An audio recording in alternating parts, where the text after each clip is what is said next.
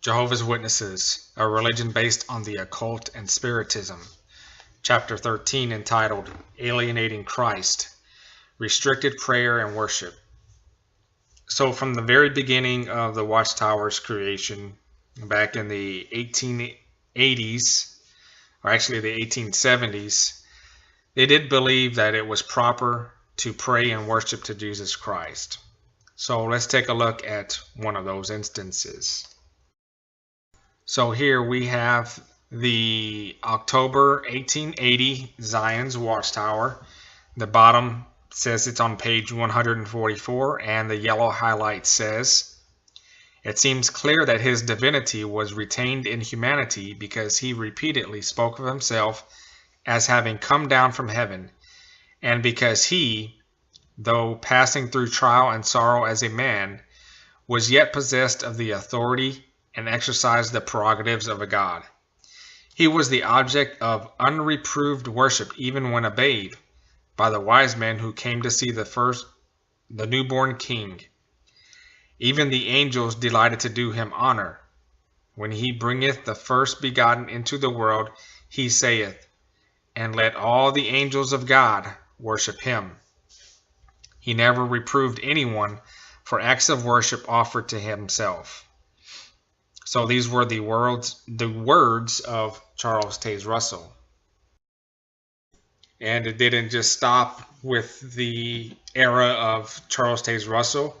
The worship of Jesus Christ was continued into the reign of Joseph Franklin Rutherford.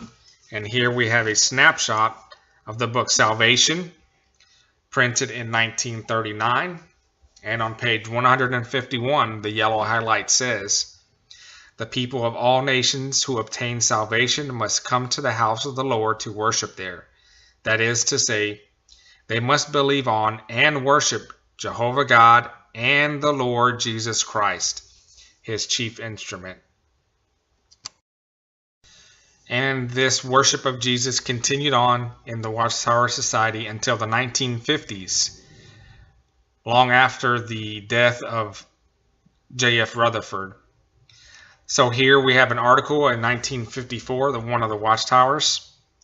And go ahead and pause it. I'm going to let you read the next couple of clips. One of them is from the January 1st, and then the other one is from the May 15th. And this kind of explains their reversal on their worship of Jesus Christ.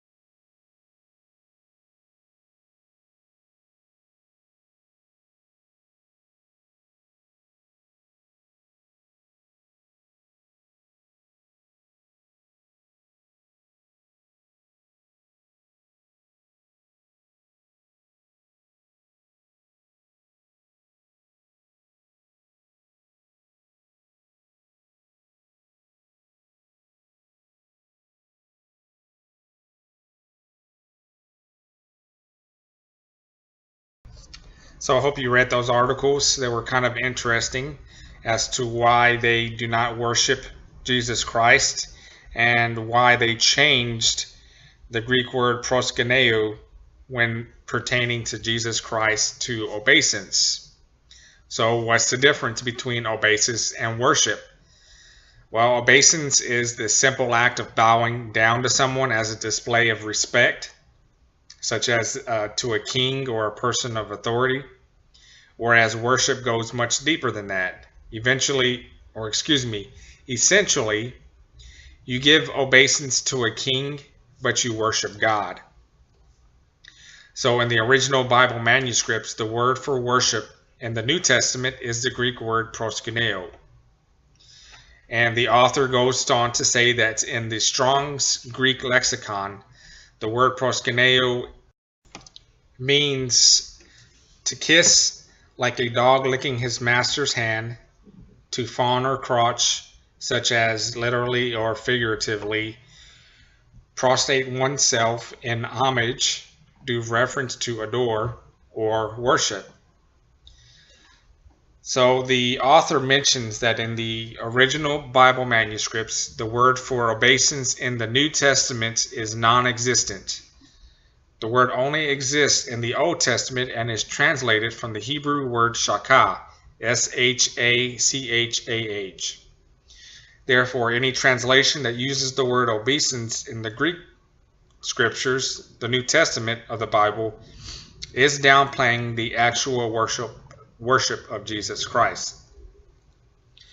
What's interesting to note is that when the Jehovah's Witnesses first came out with their Bible in the 1960s, I believe it was 1961, Hebrews 1:6 said, let all God's angels worship him. But in their revised edition, just 10 years later in 1971, they changed it to read, let all God's angels do obeisance to him. So although the Watchtower Society changed the wording of the scriptures, the original Greek word that was used, proskuneo, did not change. Neither did its meaning. If the original Greek rendering had meant to convey paying respect, i.e. obeisance, it would have used a different word instead of proskuneo, such as entrepo, E-N-T-R-E-P-O. But the original rendering of these verses shows that Jesus Christ was worshipped. And if you read those two articles earlier in the video about the Watchtower's change in their worship of Jesus Christ, it was very interesting to see how they can really just kind of come up with garbage on it as to why they are changing things, and yet Jehovah's Witnesses are going to gobble those words down and blindly obey the governing body. So this is going to conclude this chapter. Thanks for listening. Stay tuned for the next. Thank you for taking time to listen to my summary of the book, Jehovah's Witnesses, a religion based upon the occult and spiritism. Post your comments, like and share this video, subscribe to my channel, and stay tuned for chapter 14.